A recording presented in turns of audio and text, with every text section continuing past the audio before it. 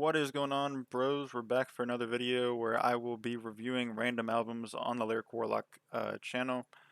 I think last time we did Spring Forward, so now we're going to go on to Death Mountain. This is the fourth album that I dropped. I guess some of them could be like kind of classified as mixtapes, I guess, but that's kind of up to what you think.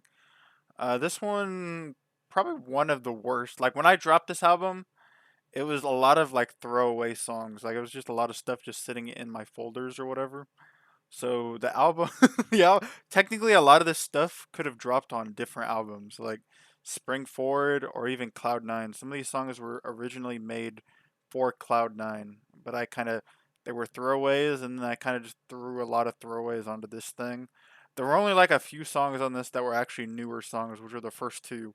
Everything else was like literally throwaway songs from the Cloud Nine Spring Forward era.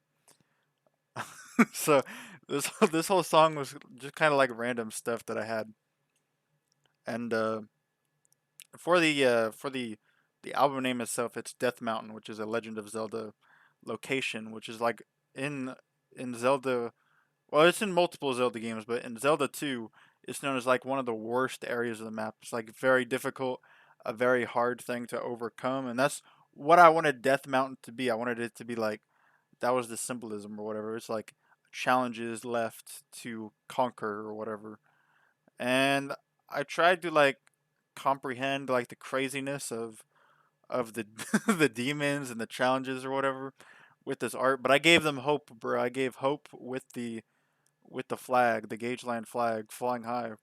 Like even the sun is crazy. The mountain has like an evil looking face on it, and I didn't even really intend either of them to look this way. They just kind of looked like this when I made this art in like a pixel art maker, but it really does look like just full craziness going on. But Death Mountain intro, this is probably one of the sadder songs. This was one of the songs I made for this album specifically. And it kind of goes with the album art. I like this song still. I think it's a decent song. But the classic song, the only song, in my opinion, well, other songs are alright, but the only song on the album that even I wouldn't have dropped the album if it wasn't for for this song. But Fighting with My Shadow is the best song on the project in my opinion. I think uh it kind of just talks about like the car wash and how I be living life or whatever. It's kind of like that. And I talk about how like I'm fighting with my demons, my shadow, shadow sparring. As I spring forward, but the challenges really don't end. And then after that is losing sleep. This was a It could have been on Cloud Nine, to be honest. This song was originally made for Cloud Nine, but I just scrapped it.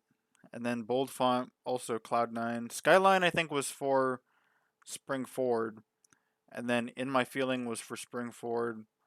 Everywhere I Walk, I think I made that after Spring Forward, but it was not very long after. And then Who Knew? This is gonna be like the shortest review I've ever. None of these songs are like that crazy to really get like hardcore reviewed or whatever.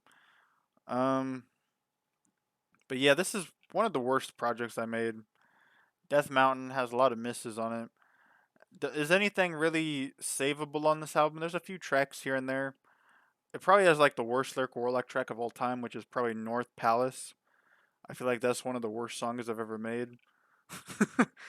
In terms of like the songs that are decent on this project, I'd say the first one, the second one.